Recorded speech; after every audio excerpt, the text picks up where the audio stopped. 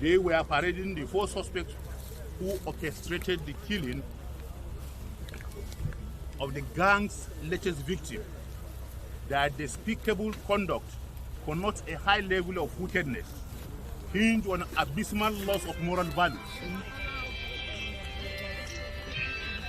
One Ignatius Odunukwe, a successful businessman and a philanthropist who was into estate development and gold mining, fell a victim of this heartless syndicate, and now he is virtually murdered. And this is his remains here. He left his residence number 4, Maduke Street off Raymond Njoku Street, Southwest Ikoyi, in Lagos on December 1st, 29, never to return home. The family members, in a petition to my office as the AIG in charge of Zone 2, narrated their trauma since the sudden disappearance of their loved one. On this note, I summoned the tactical commander of the Ikorodu office of the Zonal Intervention Squad of the Operation Pop Adder, SP Uba Adams, and directed him to go after the victim abductors, ensure their arrest, as well as to rescue the victim alive. Alas, even before investigation commenced, the victim had been killed. It was the same day, December 1st, he was declared missing, that they killed him in the most horrifying and cruel manner. He was strangled and injected with poisonous and lethal substance in a hotel room in Aja area of Lagos State. Bob Daniel Ibieji, the principal mastermind, who claimed to be a medical doctor with the following qualification certificate: MBBS, Fellow of Royal College of Surgery, and member of Royal College of Surgeon, all in Edinburgh in United Kingdom, as well as an MBA in Zurich, is the kingpin of the syndicate, and he's here standing. Investigation revealed that he had been living on ill-gotten money through this means for some time now. 2 incidents that have been established against him were that of a civil commissioner in Bayelsa State, where one Honorable Depologa was murdered and his remains was found along Abuja Expressway.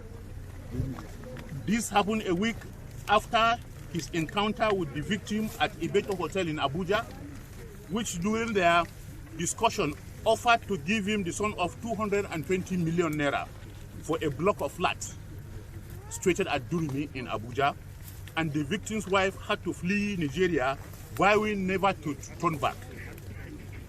The second victim was one Jude Efulwe, a property developer in Abuja, who swam into Bob's net and held him captive in an apartment and forced him to sign a prepared document transferring the ownership of the victim's property. He also discovered that the victim had 9 million in his account. His plan was to kill Jude after sweeping his account. But with the help of neighbors who called the police, Bob and his boys were apprehended and charged to court accordingly. It was in Kuje prison where Cletus was also serving a jail term. This is boss, and that is Cletus. That he, Bob, met and had to reunite on leaving the prison to execute this present Destard Act. It was Bob who canvassed the late Ignatius with a business idea to the tune of 900 million, following which they fixed an appointment at Attica Beach Resort, Aja, Lagos, having deployed the 3 other suspects on red alert, that is Arinze and the other person on this side. After cajoling Ignatius, that is the victim you are seeing his remains here, to signing their agreed documents, he lured him into his hotel room, where his boy gave him a helping hand. As a pre-arranged scenario, Bob had armed himself with a lethal injection. He purchased that Sunday afternoon after having confirmed that the victim was on his way to the beating. In the hotel room, Bob instructed one of his boys to fetch him a bag he came with, pretending as if it was the money to be handed over to the victim. Investigation revealed that as the victim was about to open the bag, that is the remains of the victim lying down here, to ascertain what was inside the bag, Bob grabbed him from behind while one of the boys hit the victim with an axe on the back head. There and then, he dragged him to the toilet, strangled him, and with the assistance of his cohorts who held the victim down, Bob injected him twice with a lethal injection. Convinced that the deed had been done, Bob gave directive to his boys to evacuate the corpse and be thrown away. As directed, the boys did their master's bidding. Searched for a very big carton, dropped the content in a waiting vehicle, parked at the exit at the backyard of the hotel, leading from the hotel's laundry. The three errand boys took away Ignatius' lifeless body and threw in the canal, this area. That is what brought us to this place. Meanwhile, our operatives have recovered the corpse from the canal in Ogumbo Forest.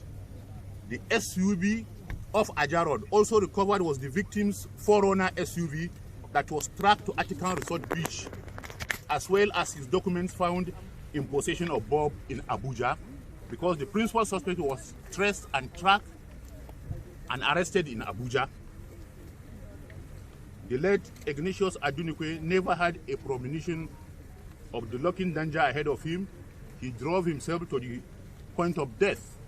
The four suspects had confessed to committing the crime.